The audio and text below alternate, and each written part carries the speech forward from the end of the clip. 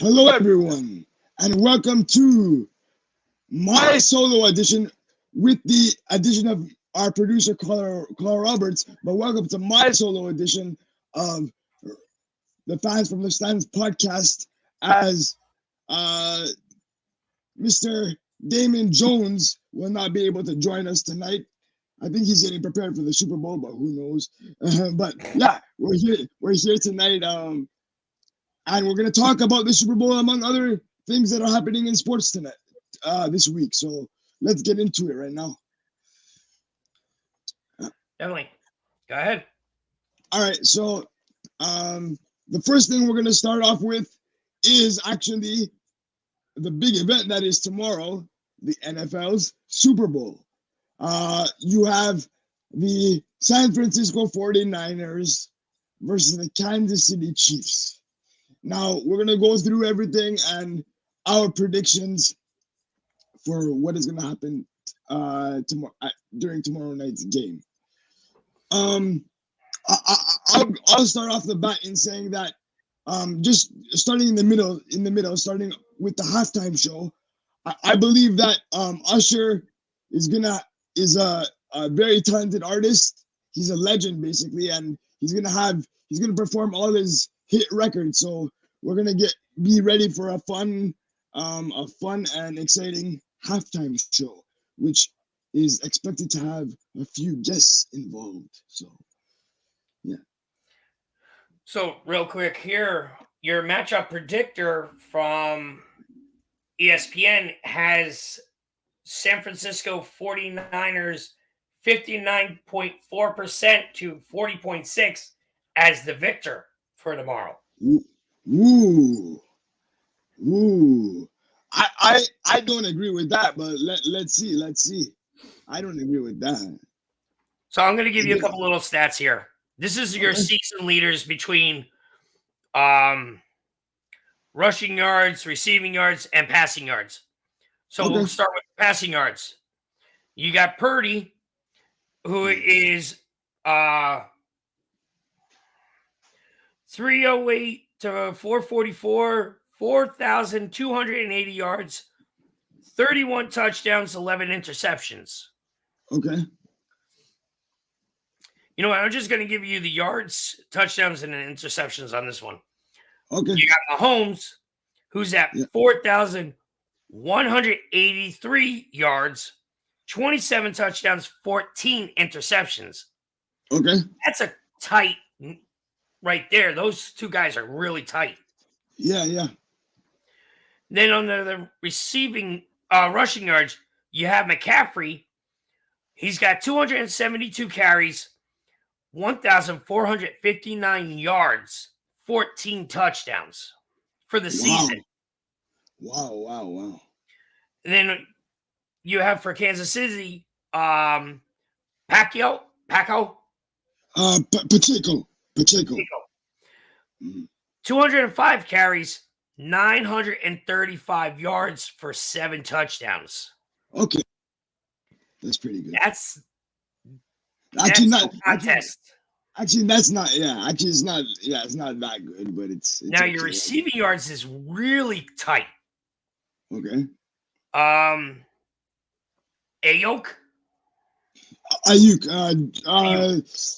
Brandon Ayuk. Yeah, Brandon Ayuk. 75 receiving yards, 1,342 yards. I'm sorry, receiving catches. All right, the 75. Yep. His yards is 1,342 yards with 7 touchdowns. Ooh, okay. Mr. Swift himself. Kelsey, yeah. Kelsey, 93 receiving catches. Yeah. 984 yards and 5 touchdowns. Wow. Okay. That's not a contest. I know. The only one that's really a good true contest is your 2 quarterbacks. Exactly, and that's usually how it turns out. But so forgetting the stats for a bit though, me personally, I have no idea. I'm gonna be honest with you guys. I have no idea how Brock Purdy made it to this moment tomorrow.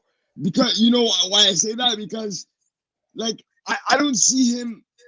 I don't know. Maybe it's just the way he plays the game, but I don't see him as an impactful like quarterback. Like there's so many other great quarterbacks out there, and like I think they're a lot more impactful. They impact the game more than Brock Purdy does. But I guess Brock Purdy has been blessed with great offensive weapons. That's what I would say. But also too, the 49ers got to this point because their defense and offense is phenomenal. It's something every team desires to have. Exactly. I agree with you. I agree with you. Their offense and defense are both pretty powerful. I'm going to put it this way. All right. And I'm probably going to get chastised for it. But the 49ers team is the same way Belichick and the Patriots were in the early years of Bill's tenure with the Patriots. That is a huge statement to make. Wow. Mr. Roberts is going for the jugular here. Wow. That's it's the truth. Okay. Now, go to the Kansas City side. Okay, let's go. Let's visit Kansas City side. Yeah. Let's go. Yes, you have Mahomes, who's been on he's been up here to the grand stage twice before. Yes. But also, too, they have a head coach that knows the game. Yes, sir. And he doesn't let it get to his head that he's in the big game. And he doesn't let the team think outside the box. Okay. And that's Andy Reid. Yes, sir. My favorite coach of all time. I'm telling you that right now. My favorite coach of all time, Mr. Andy Reid. The absolute best. But also, too, Kansas City knows how to come up together as a team. Yeah. For the wins to get to this point. Yes. If you don't have a team that is together, you're not going to go anywhere. And that's what's important. Like, so, if you see, during the beginning and the middle of the season, Kansas City was like really struggling, right? They were really struggling to get wins. They were really struggling on offense, catching footballs, and like everybody was like, the Kansas City dynasty, if you want to call it that, the dynasty is over, right? And look, they're right back to where we expect them to be every year, right back to the Super Bowl. So I will say something about that dynasty that they're talking about. Okay. Yeah. Kansas City needs to win this to be considered a dynasty. Yeah, I agree with you. Three in a row, there'll be a dynasty. Yeah. Correct. I agree. Not even 3 in a row, but 3 Super Bowl. Not 3 in a row. I would say in a 5-year span, you win the Super Bowl 3 times. That's a dynasty. I'm sorry. That's what I meant. Yes, that's what I meant. I'm sorry. All right. I'm sorry. Yeah. But I'm going to get my prediction right here because that's the way I'm going to play it. The 49ers are going to win because you know what? Wow. They're hungry. Okay. All right. They're hungry. Mm-hmm. Okay. Now, I was just looking at the injury report for tomorrow's game. How many players do you think are injured on 49ers? If I were to guess, maybe one or none. I don't know. Zero. None. Zero, yeah. How many do you think are on the Kansas City side? Two or three, I would say. Oh, four. Wow. You got Jerick McKinnon, your running back. He's actually questionable. Yeah. Then you have Prince. Yeah, I'm not even going to try that last name. Okay. You're out. Offensive tackle. He's on the injured reserve. Okay, so he's out probably. He's out, yeah. Then you have Joe Thynee, the guard, who's actually out with the pectoral injury. Yes. And then you have Charles Emanua, okay, defensive end, who's on your injured reserve. Okay. Those technically the three that I just said, the last three are big key players for that team. Yeah. Yep. That you're right. Especially Joe Thuney. Yeah, he's your guard. You need your guard. Yeah. I agree with you. Can I just say something? One more thing about Kansas City. I'll just say this. I think that Kansas City is personally going to win tomorrow. Look for George Karlaftis to have a big game for them because that guy is an absolute beast. So look for George Karlaftis to have a big game for them and to be a game changer for them when he's needed and when he's needed to be. I also think that Kansas City will be winning their, I guess, third championship tomorrow to make them officially a dynasty. So now here's a key interesting. Keep this in the back of your mind. Okay. Kansas City ended the season 12-5. Exactly. Okay. Exactly. I'm sorry, 49ers ended 12-5. Oh, 49. Okay. Kansas City ended 11-6. Okay. That's amazing. Yeah, it is. That they're almost practically tied. In almost wins and losses. Yeah, identical records, basically. Yeah. Wow. And I think, not to bring this up during the Super Bowl, but I think that was the Eagles. The Eagles' problem was that they let outside noise get into their locker room, and that's what led to their collapse at the end of the season, right? So I would say their demise was that. Yes. They let like outside noise get into their heads and stuff like that, right?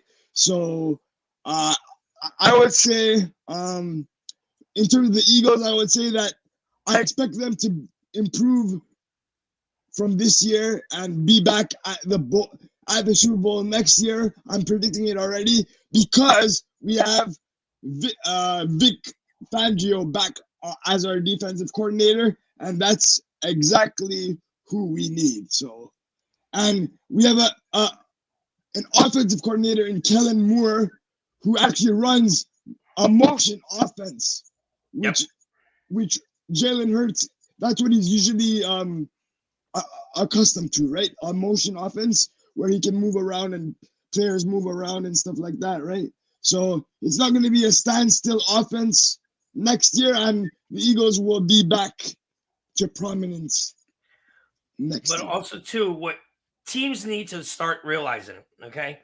Yeah. When you're putting your playbook together in this offseason, after the Super Bowl's over tomorrow. Yeah. Not always a dime package. Exactly. But not also, too, not everything is a pass. Right. You have to run the ball. Run the ball. Yeah. It's like, as I accumulated to baseball, which we'll get into later probably, old school Little League football. Yeah. Running the ball is the most important thing. Correct. I agree with you. Great. You got a guy open, throw it. But the teams on the defensive teams, they're more looking at, all right, where the ball's here. You can see where the blitzes are coming. A lot of times the lines are collapsing early. Yeah. If your lines collapse early, that means something is not working right. Correct. You're correct. And that's where you got to fix that early in the season. Yes. And not let that happen throughout the entire season. Maybe 1 or 2 times during the season. But other than that, no. I agree with you. And again, not to harp on this issue, but that was the issue with the Eagles. They were concentrating more on like throwing the ball rather than using DeAndre Swift, who is one of the best running backs in the league. Dude, here, I'm going to be honest with you. I'm a Patriots fan, okay? Yeah. I'm a diehard Patriots fan. Yeah. What they did this year with constantly changing your quarterbacks, it messes your mind of the entire offensive line. I agree. What they need to do, and this is going for every team, even Little League, your rec balls, your high schools, your colleges, okay? Yeah. Your quarterbacks that you have, whether you have 3, 4, or just 2. Okay. Give every quarterback ample chances to run the plays that are in your book. Yeah, even in practice, you're right. You're right about that. Right. So you take you have your main guys, all right? Yeah. Your A squads. Mm-hmm. Let them run one set on the field. Take your practice squad. Mm-hmm. Take your backup quarterback. Work with them to that so he knows, okay, this is the play. This is how we are going to run it. He familiarizes himself with that and then switch it. Let him come up to the A squad. Your main quarterback go to the B squad and work with them. This way, God forbid one of them gets pulled up. Yeah. They know how to work with each quarterback together. I agree with you. And not many coaches actually do that, even though they're supposed to do that. It's because like the backup quarterbacks are just considered backup quarterbacks, and they don't get too many repetitions, right? Correct. But each quarterback should have the same amount of reps in practice or when you have your training camps. Exactly. Everybody should be treated as equals, basically. Correct. The point. But yeah, I agree with you wholeheartedly on that. I agree with you wholeheartedly. Now, speaking of the Patriots, interesting news just came out of them. Okay, go ahead. Dont'a Hightower is returning to the team he played for, but not as a player. He's coming in as a linebackers coach. Okay, that's going to help tremendously then. That's going to help the Patriots because he's coming in to help his former teammate, Jerod Mayo. Yeah, Jerod Mayo. Yep. Jerod Mayo. Now, Hightower played from 2012 to 2019. Opted out of the 2020 season because of COVID. Yeah. Returned to play one final season in 21. Okay. So he hasn't played since 21. And then retired, right? Yeah. But you're bringing him in as a coach, and you know what? That will be a key play. Yes.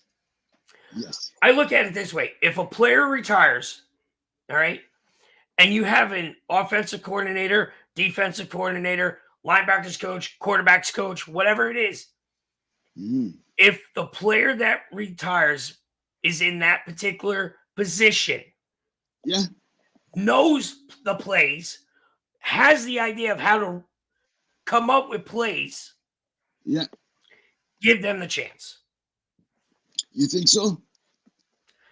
You have offensive coordinators and defensive coordinators, no offense, in the same position time after time after time after time, and you're not producing yards or defense or whatever it is. Correct. It's time to change it up. Yeah, I agree. And all you have to do is look at Brian Johnson on the from the Eagles. He was bro. I'm telling you this because I'll tell you this. He was running bubble screens, like screen plays, on yardage from like like 3rd and 24, for example. Who the fuck runs a bubble screen on 3rd and 24? One person. Him. Brian That's Johnson. Yeah. I'm like, what the hell is going on here? Like, bro, but it was effective. Huh? And it was effective. It was effective.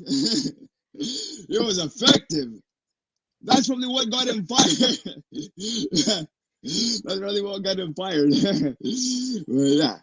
But anyway, good luck to the Washington. I keep calling them the Washington Redskins, the Washington Commanders, for hiring him, and let's see how much their offense struggles there. Let's see. Yeah. So, yeah. You want a couple of other news for the NFL? Other news for the NFL. Let's see. No. There's one that's worthy enough. Okay, go bring it up. Yeah, let's so, 13 months after Buffalo safety Damar Hamlin suffered his cardiac arrest. Yeah. He's got his own foundation. Yeah. So his foundation and the NFL teamed up together and donated $100,000 worth of AEDs to Nevada schools. Wow. Great job, Damar. So for those of you that don't know, AEDs are your automatic external defibrillators. So God forbid you collapse, they go on your chest and they will turn around and says, okay, you could see him on like any of the TV cop shows or fire shows.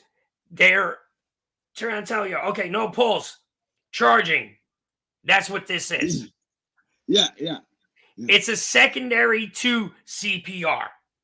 Yeah, exactly. And go ahead. Sorry. Go ahead. They're not. They're really not cheap either. How much does it cost?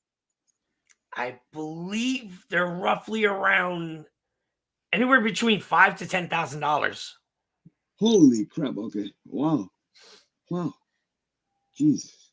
Do you wanna just one more thing on the NFL? I just remembered this, but do you wanna pull up the like who won the awards yesterday? Because it was offensive player of the year, comeback player of the year, and all that. Sure. Hold on one second. I'll pull that up. Okay. I forgot to bring it up before, but before we move on to another subject.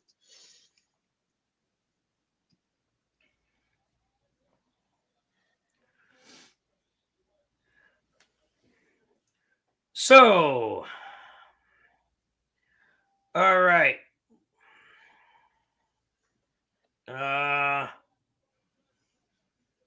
Let's see. Yeah.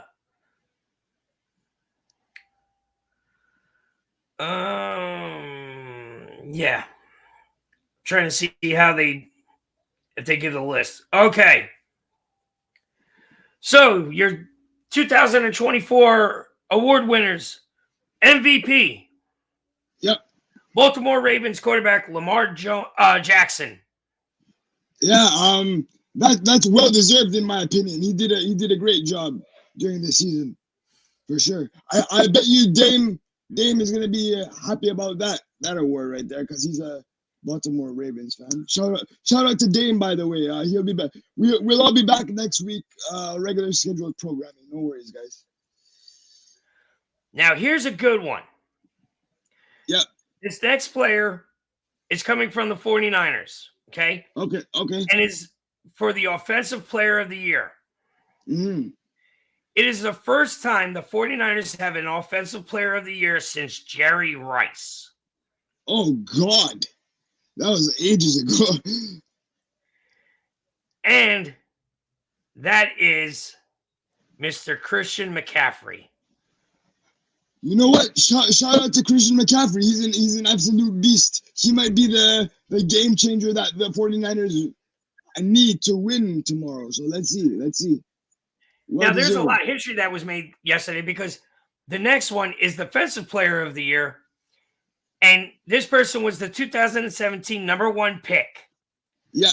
is a first-time Defensive Player of the Year winner and the first Defensive Player of the Year in Browns history. And that goes out to defensive end Myles Garrett. Wow. Wow. Congratulations, Myles. Well deserved. That's great. He beat out TJ Watt. Oh, God. Okay. By 4 votes. 4 votes, eh? My vote, I don't know who's on the, I don't know if he's on this list, but my vote would have went to, I think it's Defensive Rookie of the Year would have went to Jalen Carter on the Philadelphia Eagles. Yes, it's a biased pick. But anyway. Well, Offensive Rookie of the Year. Yeah. Your Texas quarterback. Hey. CJ Stroud. CJ Stroud, yes. That's my boy right there. He's a star. Congratulations. He's a star. Defensive Rookie of the Year. Yeah, this is the category I was talking about. Yeah. Who was it? Texans defensive end Will Anderson Jr. Wow. Houston's mopping up these awards. Good showing. Comeback Player of the Year. And I kind of don't like the results of this, but it's the Browns quarterback, Joe Flacco. May you elaborate on why you don't like the results or not? We have a comment coming in, bud. From Miss Sophia. Hi, guys. Okay. How's your Saturday night going? It's doing great. Absolutely amazing. Absolutely amazing. Thank you for tuning in, Sophia. Thank you. So, the reason I don't like that pick, all right? Yeah, okay. Damar Hamlin should have been the one that had the comeback. You think he practically died on the field last year, comes back and plays an amazing freaking season. Did he play that much though? Let's be honest. Did he play that much, or was he just like I guess I don't know. I can understand why they gave it to Joe Flacco though. Joe Flacco was literally, I know it's a life and death situation for Hamlin, but Joe Flacco was literally just sitting on his couch waiting for NFL teams to call him back, and he was absolutely balling out for the Cleveland Browns. So I can understand why both players would make sense for the award. True, but again, Flacco was sitting on his couch. Hamlin spent the rest of last year in a hospital. I know.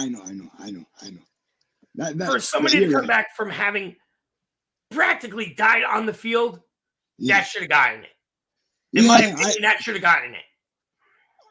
And nobody will blame you for having that opinion. You're correct. You're definitely correct about that. You're definitely correct. Because if that was anybody else, they would have been like, you know what? I'm just going to stay home and screw the rest of my career. He was determined to come back. You're right. Other people would be scared to play again. Yes. So you're right. Now, your Coach of the Year. It is this gentleman's second Coach of the Year, making him the 13th coach in NFL history to win this award twice. Okay, who is it? The Browns coach. Mike Stefanski? Kevin Stefanski. Sorry, Kevin Stefanski. Kevin Stefanski, yeah. Wow. Okay, that makes sense. I guess because nobody thought that the Browns would actually make the playoffs, so that makes sense, yeah. The Walter Payton Man of the Year. Okay, who did that go to? Steelers defensive tackle Cameron Hayward. Really? He does a lot for the community of Pittsburgh. I know. Especially the children.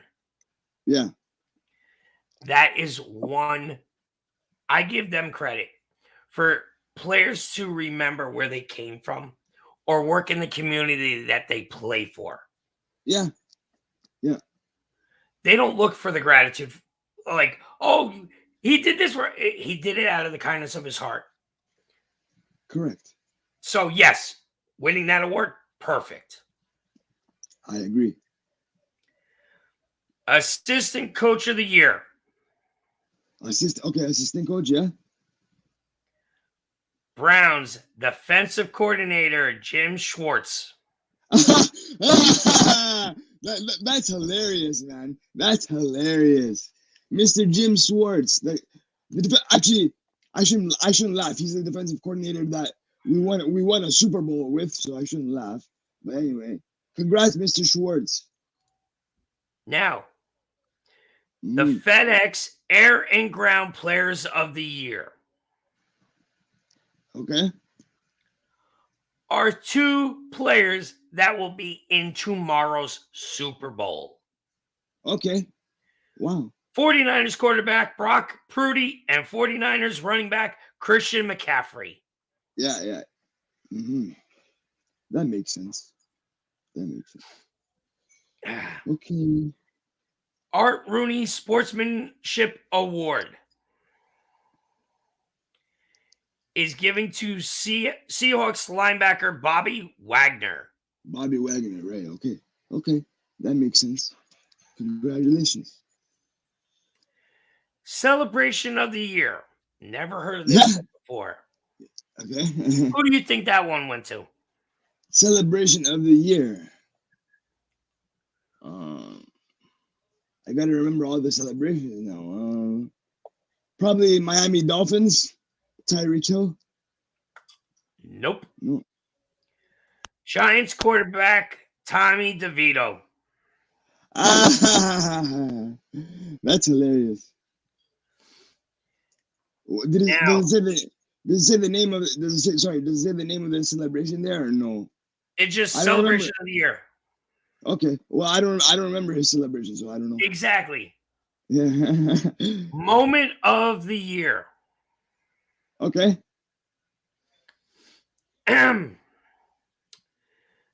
CD Lamb's 91-yard touchdown reception from Dak Prescott from the Cowboys' Week 17 win over the Lions was named Moment of the Year. Ew. That touchdown also featured a wild escape job by Prescott on what was nearly a safety. Boo. Yeah. Boo. I can remember so many other great plays other than that, man. Come on.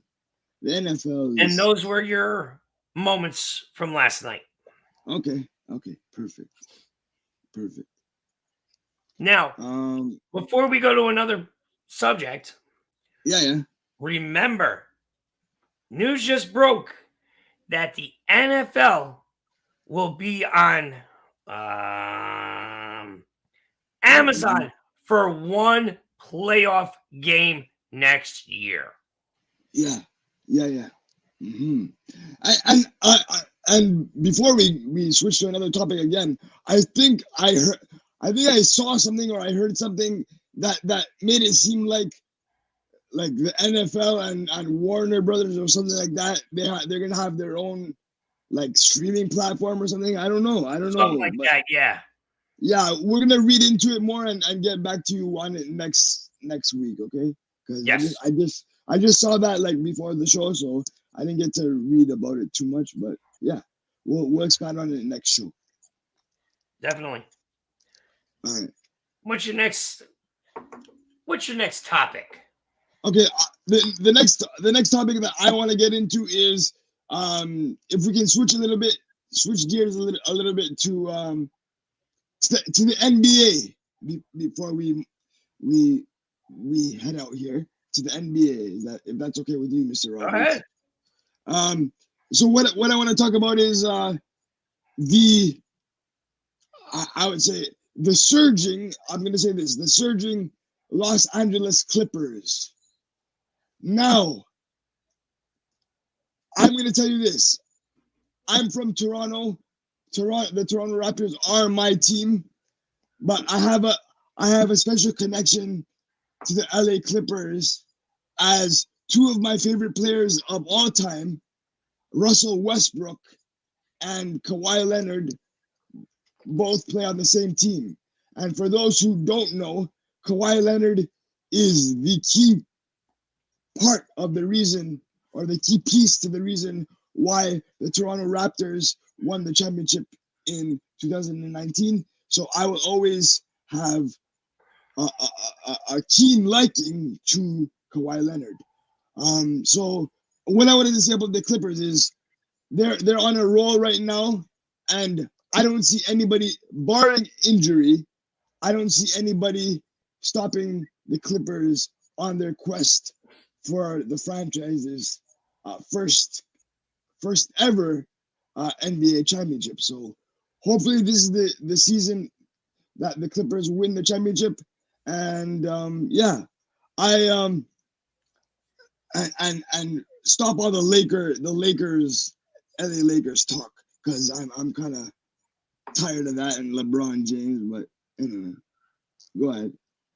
The Lakers actually did something right. Oh, they did. Okay, what was that? They unveiled three, right? 3 sculptures for the late great Kobe Bryant. Yes, sir. That's my guy right there. So rest in peace, Kobe. I'll tell you which ones they are. Okay. The first one is with the number 8. Yes. Him and his number 8 with his finger pointed to the sky as he walked off the court after his 81-point game against the Raptors in 2006. Yeah. He torched them. Yep. He definitely torched them. The bronze statue stands 19 feet tall and weighs 4,000 pounds. Holy crap! Okay. And it is surrounded by 5 replica Larry O'Brien trophies, and sits on a black triangle-shaped base. Wow. Go ahead. So, is there a picture of it? Is there a picture of it that we can show, or no? Not. Yes. If you give me 1 second, I'll pull it up from this Lakers Twitter account, folks. That is the statue. Wow, that's actually pretty amazing. That's incredible, actually. Yeah. Wow. That's now amazing. The second one. Sorry. The side of the base features a quote from Brian that reads, "Leave the game better than you found it, and when it comes time for you to leave a legend." Oh, wow. That's an incredible quote. That is his saying. Yeah. Now, the other two. Did they unveil the other two? No. What's that? Did they unveil the other two? They haven't unveiled the dates yet for the other two. Okay. But they already announced what they are. Okay. One is in Brian in his number 24 uniform. Yep. And the third one is the one that's going to touch everybody the most. It is him and Gianna. Damn. Those are still to be determined on when they're going to be debuted. Yeah, debuted. Yeah. Wow. Damn. But that was what they did. Man, the one with him and Gianna is gonna be so emotional for everyone, for me, but for everyone too, man. That's tough, man. That's tough. Yeah. So yeah, you're right. The Lakers actually did something right in that case. Kobe Bryant was one of, if not the best, basketball players to ever perform in my time watching basketball. Mine too, dude. I'm 45 years old. You know what? Yeah. It was a pleasure to watch him play, because you know what? I grew up in Michael Jordan era. Yeah. Right. I can contribute Kobe Bryant to Michael Jordan. Exactly. Yeah, exactly. And I'm going to say this right here. I can't stand LeBron James. I think he's just a baby. Me neither. Me neither. I can't stand and LeBron. For everybody to go, oh, he's greater than Jordan. Fuck. Yeah. All right. I can't stand LeBron either. You're right. Yeah. Correct. Because LeBron James came to the NBA right out of high school. Yeah. He was drafted out of high school. Didn't even go to college. So go fuck yourself. No, it's not about going to college or not. It's just that the way he acts is not the way. Like he thinks he's the GM of every team he's on, the general manager of every team he's on, right? So that's not the way to act. That's not the way to, like, you can't demolish your whole team just because you don't like. But something. Also too, Costa, he thinks he's in control of the ball all the time. Exactly. Where Michael Jordan gave the ball to other players. Yes. That's what made him the greatest player of all time. Correct. Sharing the ball. That's how you play basketball. Now, going back to Kobe Bryant, as we're saying, when unfortunately Kobe Bryant was killed, they had the memorial service. Somebody that I think is a legend, okay?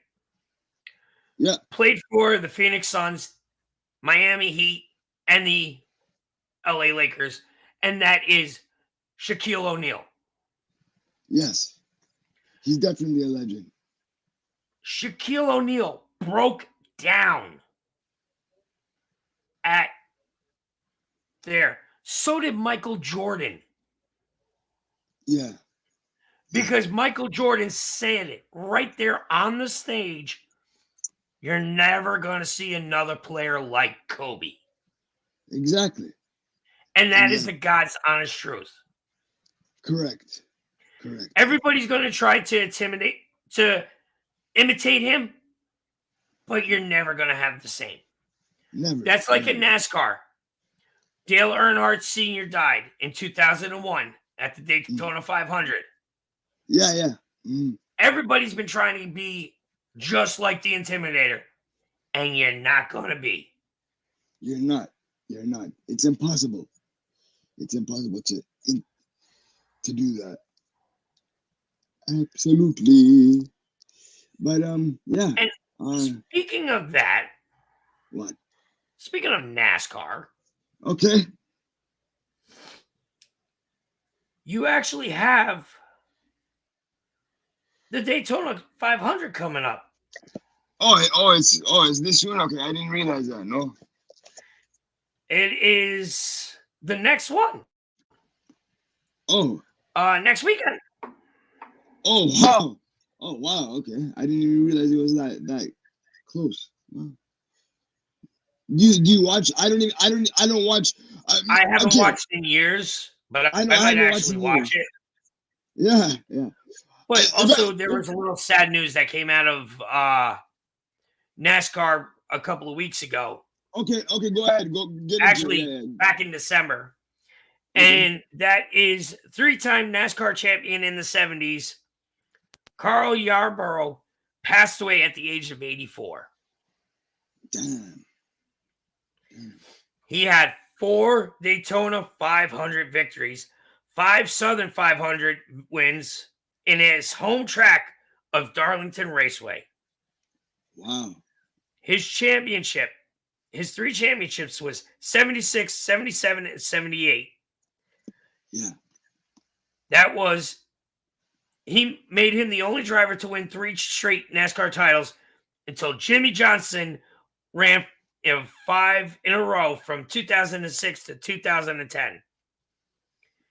Yarborough and Johnson are tied with career wins of 83. Okay, wow, that's great. Like I said, I'm not really versed. If you're not a big name like Dale Earnhardt Jr., I'm not really versed in NASCAR anymore. Correct. But if I were to watch racing, it would probably be a Formula One event, right? So anyway, yeah. I'm not even too versed in Formula One either. But I mean, when I was a young kid, I used to watch it, but I'm not like well versed in it. So yeah, I guess. I mean, my favorite racer like in Formula One that used to be was Michael Schumacher, right? I don't know if you remember him, but I think he fell into a coma or something like a few years ago or whatnot, or I don't know, a long time ago, right? But he used to be my favorite racer when I was younger. He used to win everything, so yeah. And now I think the prominent person in Formula One was is Lewis Hamilton. Lewis Hamilton, who just switched teams from Mercedes to Ferrari now. So let's see how that goes for him and how if he gains more success with Ferrari rather than Mercedes. Let's see. Yes. Let's see. It's gonna be interesting to see how that plays out there. Yeah. So as far as racing is concerned, that's basically all I know. So if there's any other news out there in terms of racing, let me know. If our viewers want us to get more into like Formula One and NASCAR racing, we can do that too, right? It just what our audience yep. What our audience would like. So now that Mr. Roberts is having a coughing fit here, is there anything else you? Okay, is there anything else? Why don't we get into that baseball news I told you about? Oh yeah, let's get into that. Yeah. Now that baseball's starting in, I think training camp is starting in 5 days or so. Yes. 5 days or so. Yeah. Okay. Or is it 5 days? Is it more than that? No. Training camp. Yes. I think 5 days. Spring training start here. I'm going to pull it up. Spring training.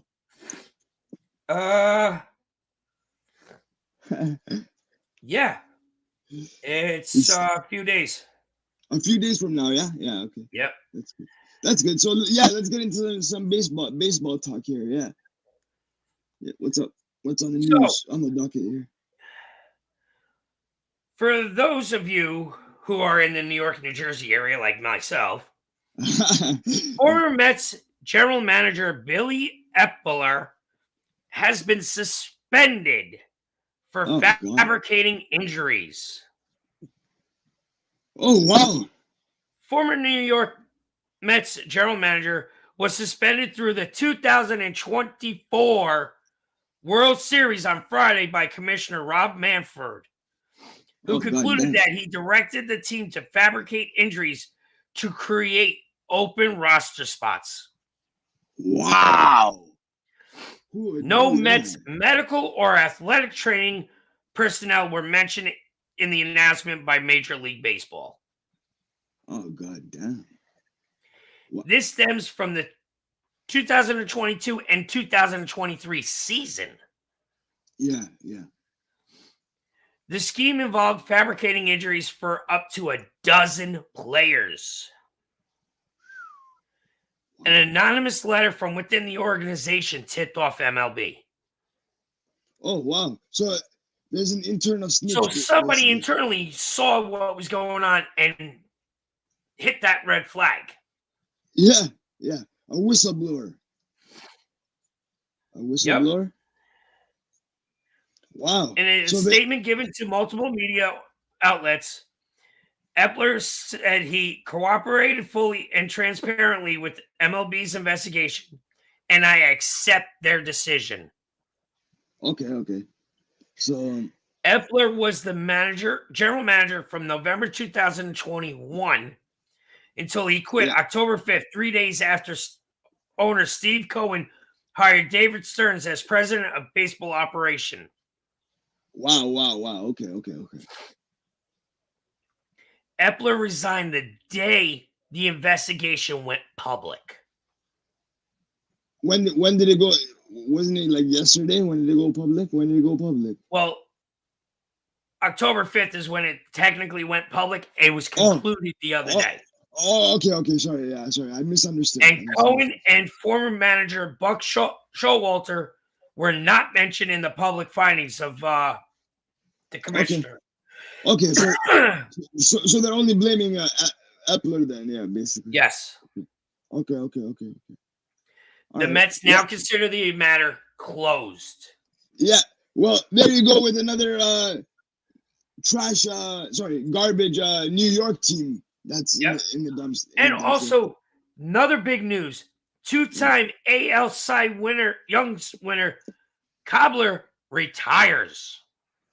Oh, Corey Kluber, yeah. Kluber. Wow. And that's big. 13-year career. Oh wow, 13 years. That's amazing. That's amazing. He won his first Cy Young with Cleveland in 2014. Oh wow. Okay. And I think I don't know if you see it there, but the Toronto Blue Jays just signed international. I think it's Cuban pitcher Yariel Rodriguez. I think. Yes. I'm saying that because he is an amazing prospect. Like he's an amazing pitcher, and I think he's gonna be the turning point for the Jays at any time during this next season. He's an amazing pitcher. Yeah, and we just signed him to I think 5-year deal or something like that. But I believe, and also Vladimir Guerrero Jr. also was awarded almost $20 million in arbitration. So he beat the Jays or management in arbitration. Yep, $19.9 million. Yeah, almost. Yeah, almost $20 million. Basically $20 million. $19.9 million in arbitration there. Yeah. So he'll be a free agent at the end of this I believe this season or next season. But hopefully the Jays do the smart thing and basically win championships. Yeah. And resign Mr. Vladimir Guerrero Jr. because we can't afford to lose him at any point during the next year or so. So hopefully everything turns out well with that. And Guerrero is here to stay long term. But don't forget too, Casa, coming up soon, in a few months, we have the Olympics coming up. Oh yeah, there's going to be an Olympics. Yeah. In Paris this year. In Paris. That's going to be an amazing place to do the Olympics there. Yeah. That will be July 26th through August 11th is the Olympics. Oh, wow. Okay. July. Okay. Yep. July 26th. Oh, wow. July 26th to August. So, what, 2 weeks?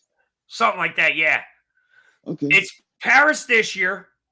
Yeah. This is your Summer Games. The host for 1, 2, and then the next one. All right. Okay. So it's Paris this year. Yeah.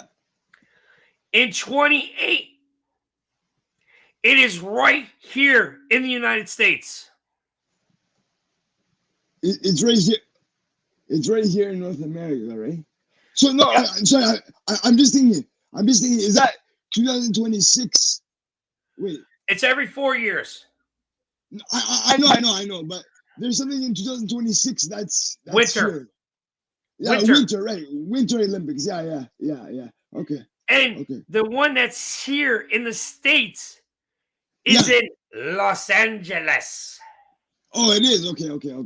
And that's going to be from July 14th through July 30th. Okay. So you're not going July to August. You're staying in the month of July. Okay. Sounds good. Yeah.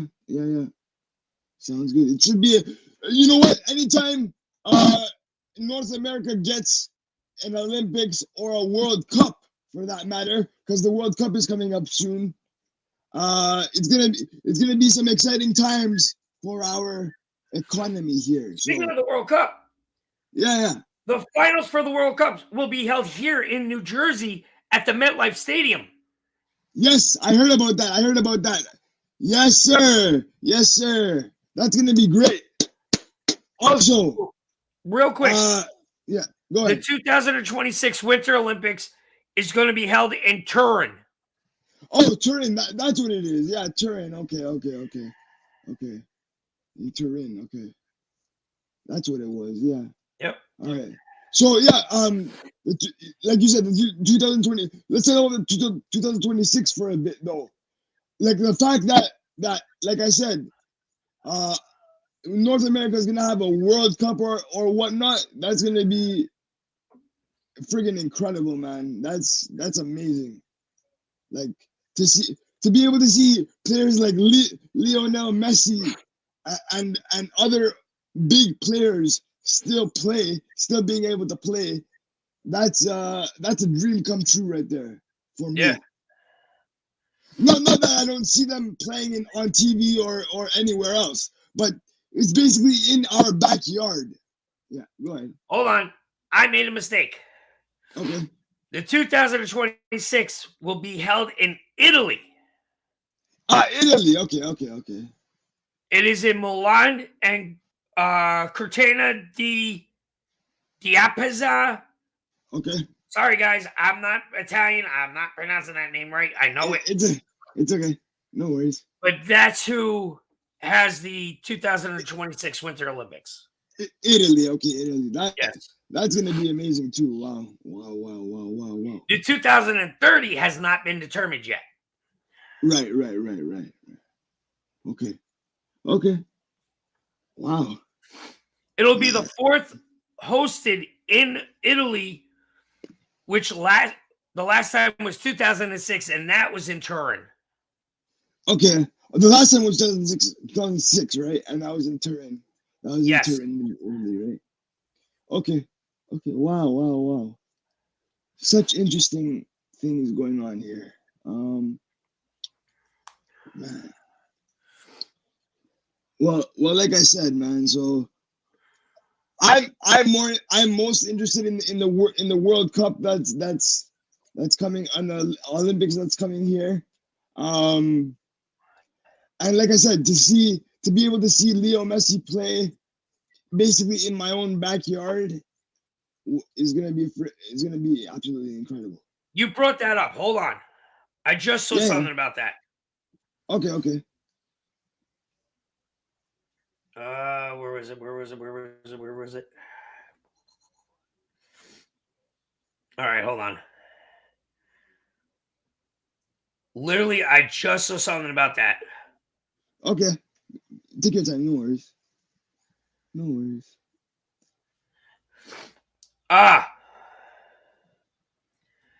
China canceled. Argentina tour of China canceled off over Messi no-show row. Really? Oh, because I think like he didn't do anything, but they're blaming him for not playing in a game or something like that, right? Last weekend, yes. Yeah, last weekend. Yeah, they blamed him for not playing in a game that everybody was there for. Yeah. But who cares? He didn't do anything. Who cares? You can play in whatever game you want to play in, man. You don't need to. He doesn't need to play there. Like play in a game there. It's not. He's a legend, man. Nobody's gonna blame a legend. That's what I'm gonna say about that. So. Right. He's the best soccer player in the world. So just those individuals that are saying something, just stop doing that. Exactly. Anyway, boss, is there anything else that you would like to talk about on the docket here? I'm good for now. That's it. All right, everyone. Thank you guys for tuning in. Thank you, everyone, for tuning in. Myself, Mr. Roberts, and my boy, Damon Jones, will all be back next week to update you more on the weekly happenings in the sports industry. Peace out. Have a good night. I forgot. Okay. Yeah, we have a brand new show coming to our network. Oh yes, I almost forgot about that. Please do the honors, Mr. Roberts. I'm gonna go full screen for this one. Okay, go ahead. Ladies and gentlemen, Costa and myself are proud to welcome a brand new podcast to our network. It is Keep It in the Ring with Rich Mancuso. He is a legendary, in my opinion, legendary sports writer. He's been in this business for a long time, and he's going to bring you a show all about boxing with a sprinkle of little MMA here and possibly a little wrestling in his show. But the wrestling, you want to stay tuned to the main event. But his show will be debuting on our social media, especially our YouTube channel, on Friday. This Friday. So you want to check out youtube.com/the AGT Network on YouTube. Hit the subscribe button. Hit the bell icon. Hit all. It's costs you nothing. It gets us the viewers. Once we get 100 subscribers, we get our own custom URL. But please, folks, we need you guys to come out and support him like you do the rest of us. So again, check us out, and it's gonna be an amazing show. It's gonna be absolutely incredible, man. To have a legend like who's been in this business for 42 years, a legend like Mr. Mancuso on our network, who is newly budding right now. We're just blooming. We're just showing our branches here. We're just blossoming, right? So thank you to Rich Mancuso for being on our network, being a part of our network, and we can't wait to grow with you and to help you out as much as we can. So thank you everyone for tuning in. Also, too, real quick, starting next week, you're going to see a lot of YouTube exclusives coming out between me and Costa. Yes. You want to check them out because those are going to be some amazing YouTube exclusives. And a lot of it is going to be about different diseases. And disabilities, yeah. The disabilities and diseases that affects everybody in one way or another. Including your beloved co-host here. So yes. Yeah. So one of our own deals with disability. Yeah. So and we're going to talk about that. So you want to stay tuned for the series of YouTube exclusives we got coming out soon. Exactly. And all of this will be happening within the next week or so. So stay tuned. Within the next week or so is when we're going to start doing it. We're going to do at least 2 a week. Yep. But also, too, you want to check out the YouTube exclusives we're going to do for our wrestling shows and for right here on the sports show. Span from the stands, baby. All right. So now we can finally sign off. And, yes. So thank you everyone for tuning in. Shout out to Dame. Shout out to our producer, Mr. Roberts here. And we'll all be back for next week. So stay tuned. Have a good night, guys. Peace out.